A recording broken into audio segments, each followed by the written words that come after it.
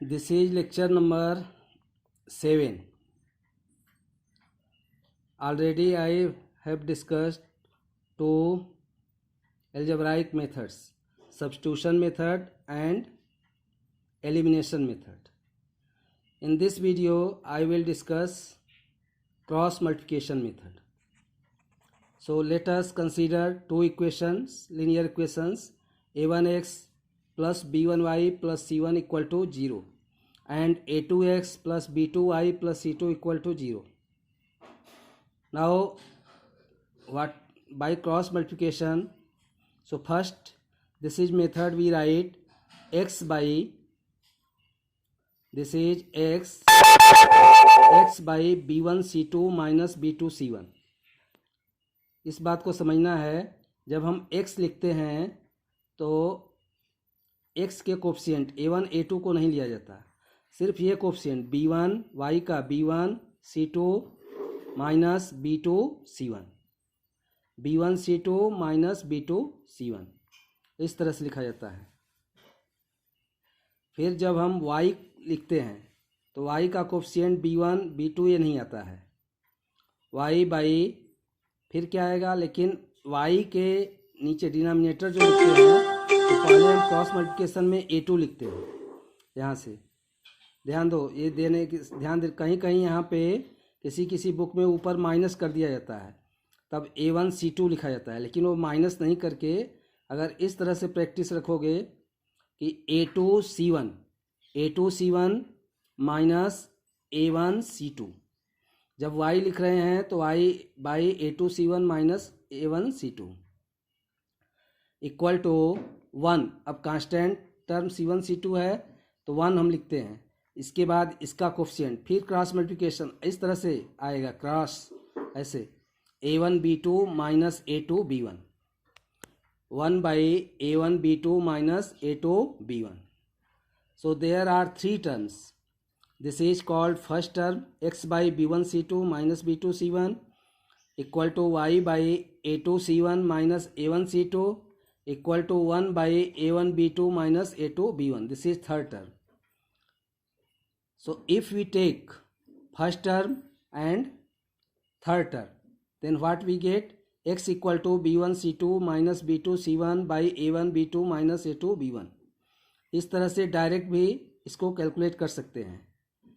And y, when we consider this, y by a2 c1 minus a1 c2 1 by a1 b2 minus a2 b1, then this is y equal to a2 c1 minus a1 c2 by a1 b2 minus a2 b1.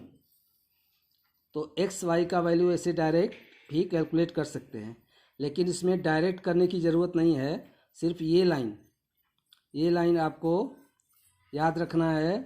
इस line में value सारा put करके आप calculate कर सकते हैं. मैं एक एग्जांपल यहाँ पे डिस्कस कर रहा हूँ, आप अच्छे से देख लीजिए, उसके बाद आप सब क्वेश्चन कर सकते हैं. So let us discuss one example. x plus y equal to 7 and 5x plus 12y equal to 7. पहले जब इक्वेशन इस फॉर्म में दिया है, कांस्टेंट टर्म राइट साइड में है, तो इसको हम लेफ्ट साइड में ले लेते हैं. x minus y minus 7 equal to, this is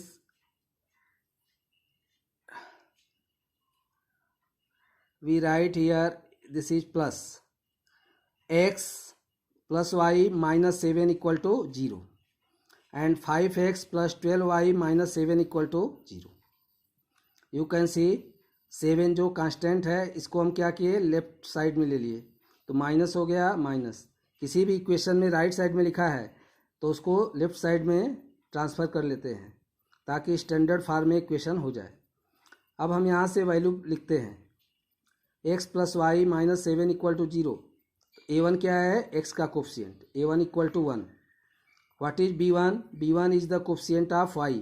what is c1 is the constant term in equation number 1.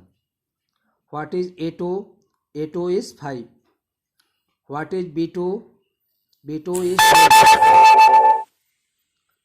is 12, coefficient of y in second equation. And what is c2 This is the constant term in second equation. So we write all the values, then we write this important term. This is the most important term, x by b1 c2 minus b2 c1 equal to y by a2 c1 minus a1 c2 equal to 1 by a1 b2 minus a2 b1. Now you can see our x by b1 का value यहाँ से हम जो लिखे हैं इसको हम देख सकते हैं 1 है, plus one into minus 7, b2 का 12 इंटू माइनस 7 इक्वल टू, सारा values already you have written, you have to put only in the relation, y by 5 into minus 7 minus 1 into minus 7, this is equal to 1 into 12, a1 is 1 and b2 is 12 minus a2 is 5 and b1 is 1, 5 into plus 1, here is 5 into plus 1, no need to write plus sign. अब इसको हम simplify करें, देख सकते हैं this is minus 7 minus minus plus 84, this is equal to y by minus 35 plus 7 equal to 12 minus 5. Now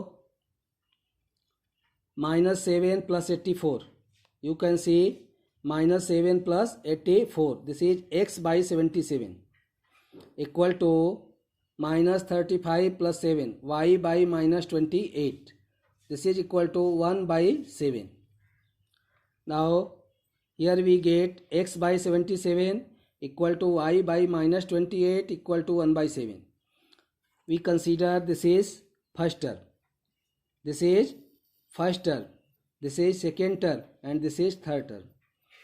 अब एक इसमें देख सकते हैं कि एक टर्म x का है, एक y का है, एक कांस्टेंट टर्म है. तो पहले हम x का टर्म और कांस्टेंट टर्म लेते हैं, मतलब फर्स्ट और थर्ड. तो यहाँ लिखते हैं taking first and third, we get x by 77 equal to 1 by 7. Therefore by cross multiplication we get 77, यहाँ चला आएगा तो 77 by 7, therefore x equal to 11. हमने कौन सा टर्म लिया है, first and third. I have considered first term and third term. Next we consider second term and third term. इसलिए थर्ड टर्म को दोनों के साथ लेते हैं कि थर्ड टर्म क्या है, कांस्टेंट है. So y by minus 28 equal to 1 by 7. Here we write y by minus 28 equal to 1 by 7. By cross multiplication 7y equal to minus 28, therefore y equal to minus 28 by 7, this is equal to minus 4. Now x equal to 11, y equal to minus 4. तो ये method है solve करने का. इसमें हमने explain कर दिया आपको, एक एग्जाम्पल भी एक्सप्लेन कर दिया. एक बार आप प्रैक्टिस करेंगे तो अच्छे से आपको समझ में आ जाएगा. एक क्वेश्चन, सबसे इम्पॉर्टेंट यही स्टेप है, इस स्टेप को आप ध्यान में रखें हमेशा.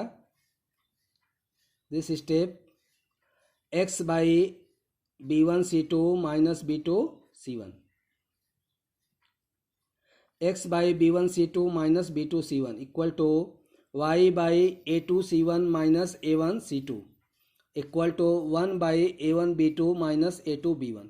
ये स्टेप हम याद रखते हैं और यहाँ से सारा इक्वेशन से value a1 b1 c1 a2 b2 c2 का वैल्यू फाइंड करके और इसमें सब्स्टिट्यूट कर देते हैं, फिर हमारा सॉल्व हो जाता है. तो in this way I have discussed you 3 algebraic methods. तो लिनियर इक्वेशन 2 वेरिएबल्स को सॉल्व करने का पहले 2 मेथड है, एक ग्राफिकल मेथड या उसी को ज्योमेट्रिकल मेथड बोलते हैं, और second algebraic method. Algebraic method में भी 3 मेथड्स है. First is substitution, second is elimination and third is cross multiplication. ज़्यादातर हम एलिमिनेशन मेथड यूज करते हैं क्योंकि वो आसान है क्वेश्चन में और जल्दी वैल्यू निकल जाता है. तो इसीलिए कॉमन मेथड है एलिमिनेशन मेथड, उसको किसी भी